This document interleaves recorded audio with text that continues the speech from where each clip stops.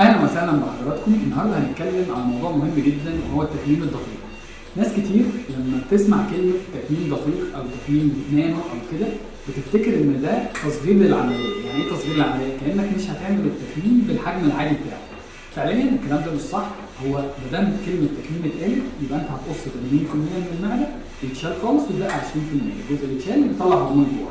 امال يعني ايه كلمه دقيق؟ كلمه دقيق يعني جروح صغيره، جروح اصغر من العادي. اغلب الناس خصوصا البنات الصغيرين او الناس اللي مايندد بالجروح اللي بتخاف على شكل الجروح واللي بتعوز ريكفري سريع بيفكروا في التكميم الدقيق. عمليه التكميم الاول كانت بتتعمل بادوات حاجه اسمها 5 مللي او سنتي كامل.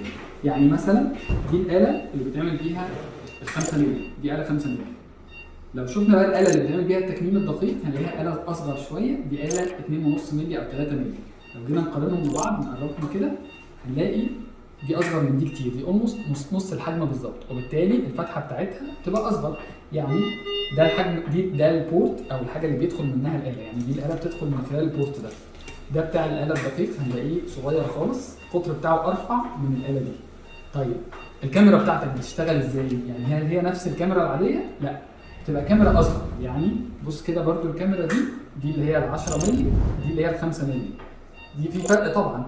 طبعا انت لما بتعمل في البطن الجروح الصغيره دي الريكفري بيبقى احسن جدا، الم اقل جدا، بنحقن في الجروح دي كمان مسكن فبيضيع الاحساس بالالم خالص.